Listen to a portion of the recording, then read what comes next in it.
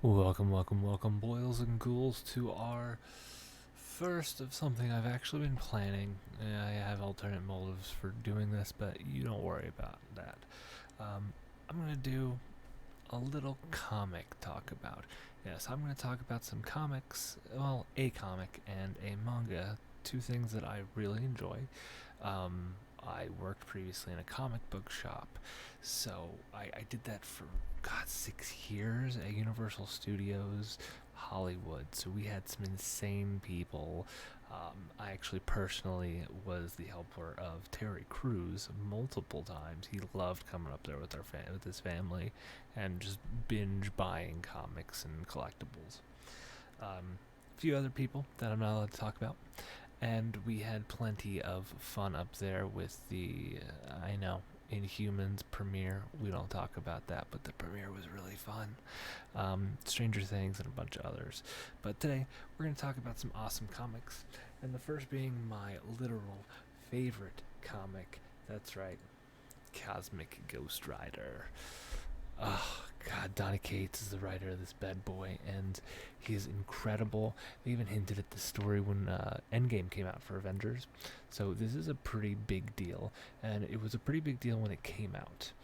And well, you don't really need to know much about anything going into this. Did you see Avengers? If you're a comic book fan or just a movie fan, this is a great jumping in point. While you might want to read a comic or two before this, it's also pretty great if you jump in here because this is just pure insanity. Yeah, like I said, it's my favorite comic, and it's one that I constantly sold out of when I worked in the comic book store. We would actually keep like 25 on these on hand, and I could sell through those in a day. That's how crazy fun the story is. And okay, so let's jump into it. Cosmic Ghost Rider. I don't know if you know anything about Ghost Rider, and if you don't, that's actually better. This is a different Ghost Rider, not the one that we're normally that we know of. The ones from the movies, the one of Nicolas Cage. I know, give or take. I personally love the movies, but don't tell anyone. This is a whole different Ghost Rider. This isn't Johnny Cage, right? Johnny Cage? No, Johnny Cage is Mortal Kombat. Johnny Blaze. This isn't Johnny Blaze, the one with the motorcycle.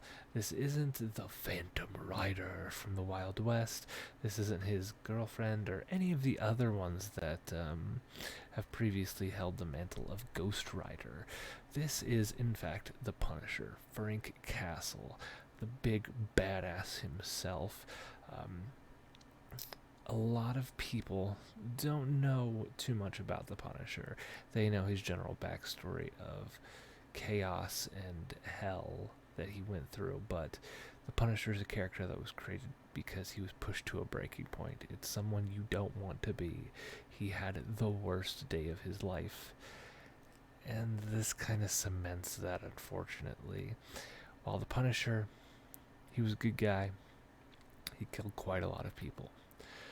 And when Thanos came to town, well, unfortunately, Frank was one of the first to die.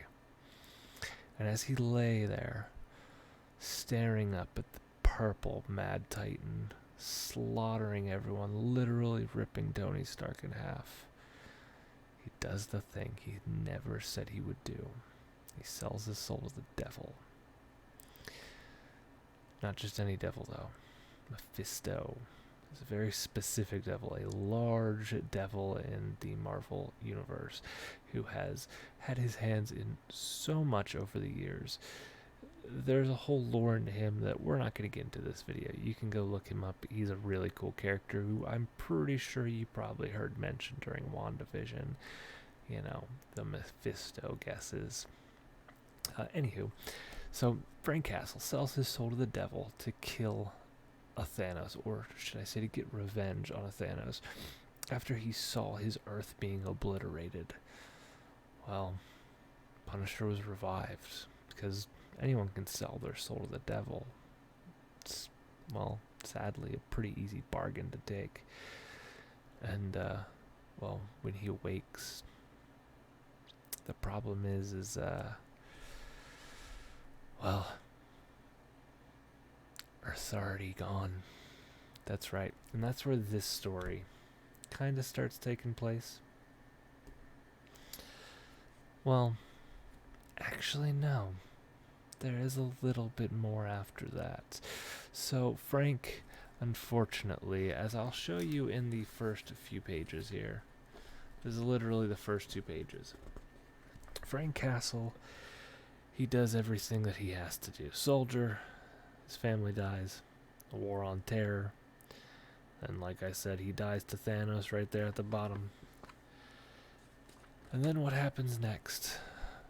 Well, like I said, he sells his soul to Mephisto. Hell.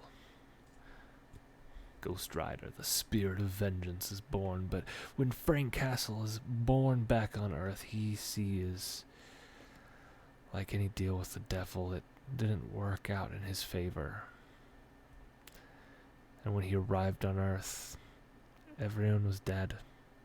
Thanos, long gone, unfortunately. And Frank, he was trapped for hundreds of years on a desolate, dark planet, null with life. And a Ghost Rider's main purpose is to bring the souls of those worthy down to hell. Well, if all the souls are dead, what do you think a man does for a few hundred years? He loses his mind. Until the Devourer shows up. Galactus, one of the biggest villains from the Fantastic Four history. Probably one of the big bads that we're coming across very, very soon in the Marvel Cinematic Universe. But Galactus comes to Earth, that's right. He comes to Earth. Instead of to eat the planet, though, to beg for help, he's come to find his enemies, to beg them for his help. That's right, Thanos has called most of the universe at this point. He has killed 98% of the universe.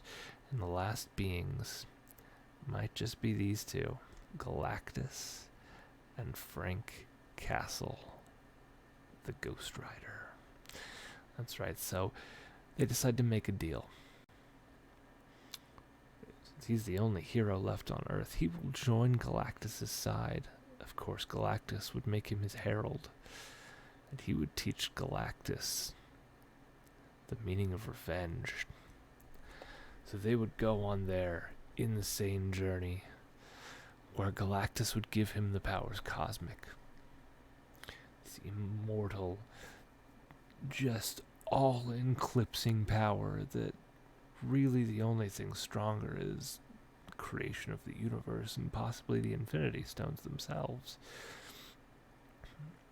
Well, when they get to Titan, the home planet of Thanos, he sits there, waiting, in which he kills Galactus like nothing. It involved a Hulk, few other things. If you want to know more about this story, you go check out Thanos Wins. It's tied into this one. Like I said, that's the prequel comic that kind of ties into this. You don't need to read it. All this kind of jumps through it. But you have Thanos there. And in this universe, Thanos doesn't want to kill half the universe. No. He wants to kill everything and everyone to make his love, death, yes, the physical embodiment of death. He wants to kill everything so she will finally be with him. And then the death of our boy, Frank Castle, after making a deal with Galactus, he made a deal with Thanos. They would rule together at the end of time until a shiny metallic knight might come out of the fray on a what used to be silver surfboard. He would come painted entirely black, wielding what thoughts only the worthy could wield. I guess he might be. Silver Surfer, now the Black Surfer, wielding Mjolnir, kills Frank Castle, now cosmic Ghost Rider from the powers of Galactus, Thanos, and the devil. He dies to the power of Mjolnir. And that's where this story takes place, right there, at his death. What happens? Well, I'll give you a little tease of the first pages of Odin finding him, his soul floating through the cosmos, knowing how great of a fighter Frank Castle was. Where do you think Odin might take Frank? Glorious, glorious haven for those worthy of Valhalla. And that's where this story takes place. However, I do want to leave you with one final tease. You'll notice this chapter here is called Baby Thanos Must Die, and as you can probably see on the picture on the screen, well, he's got some stuff to handle. And they said it in Endgame. Why don't we just go back and kill the baby? Well, what happens, do you think, when Frank goes back to do that, huh? What happens when his moral code stands in front of him? We know Frank, for those of us that have read most of the comics, can't kill, for the most part, the innocent. Babies are very much off the grid. Children, no, even women for the most part. Frank won't even lay a hand on Captain America, so imagine him face to face with the child that would murder the universe. That's what this story is. So go check it out and find the insanity. This is fully canon, and this actually makes its way into the main universe. That's right. He will inevitably join Guardians of the Galaxy. He might get a spot on the Avengers for a little bit as well. That's right. And he might debatably be the strongest hero in the Marvel universe. Well, let's put that one away, and let's jump into our next series here. And our next series, well, I decided to go for a, how would I put this? Something that's not purely American?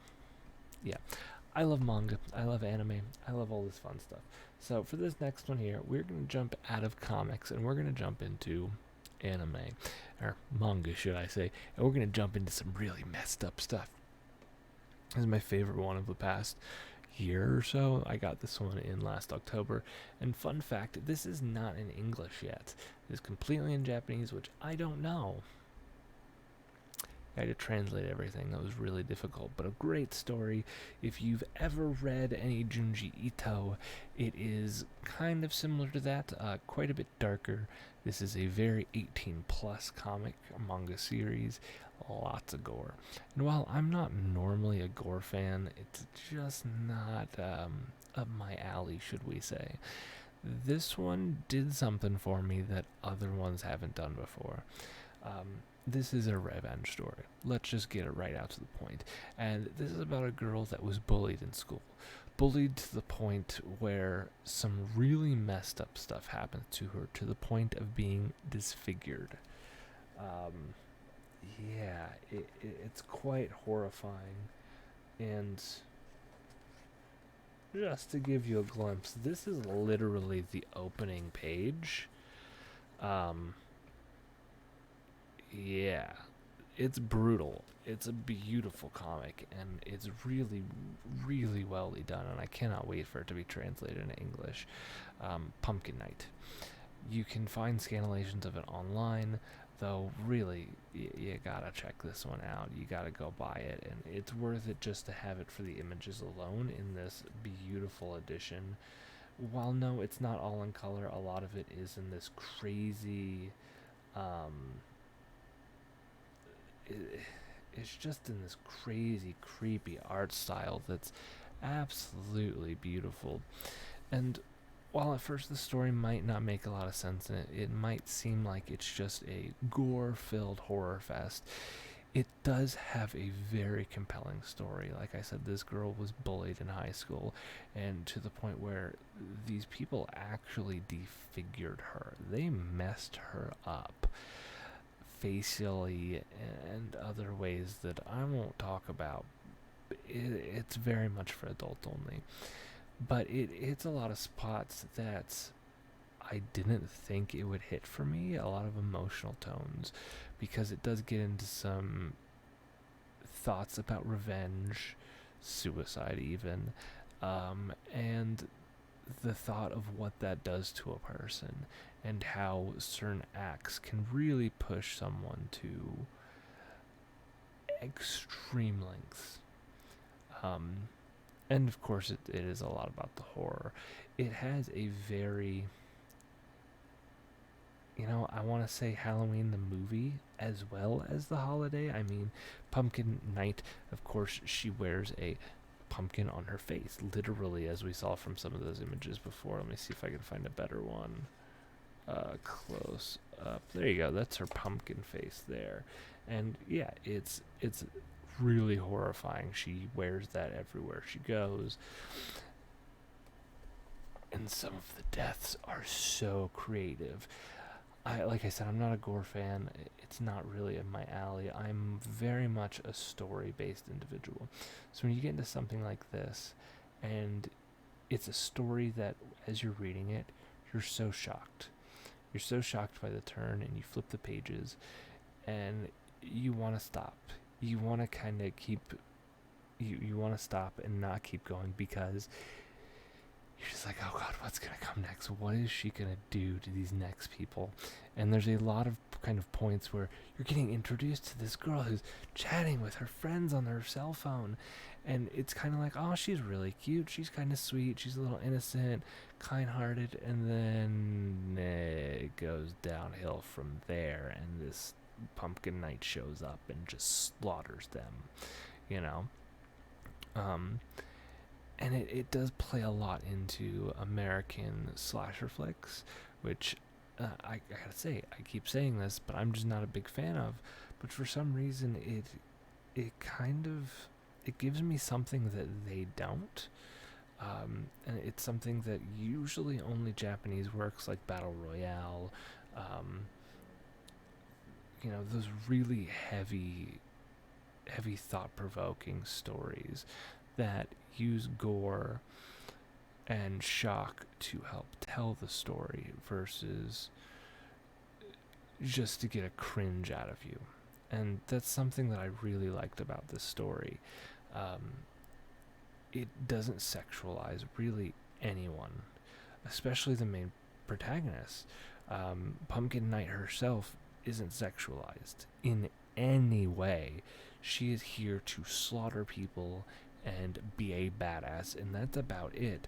But she's also, trying to do this whole revenge thing. She has some mental stuff she's working through, and that does heavily draw into that. And I think it dives heavily into loneliness specifically, and I don't know about you, but not having someone to connect with. A lot of people find that in high school, college, or even as an adult, that they find that some of their likes and dislikes, or even some of the things they've gone through, they can't really connect with, and that does become a problem. And that's some of the stuff this wonderfully touches on. I cannot suggest it enough. I mean, to the point it even gets into like a mental hospital type deal. That's a whole other story arc. I really don't want to spoil too much of either of these books, but they are incredible. I cannot suggest either of them enough. Let me put them both on the screen right now for you so you can go check them both out.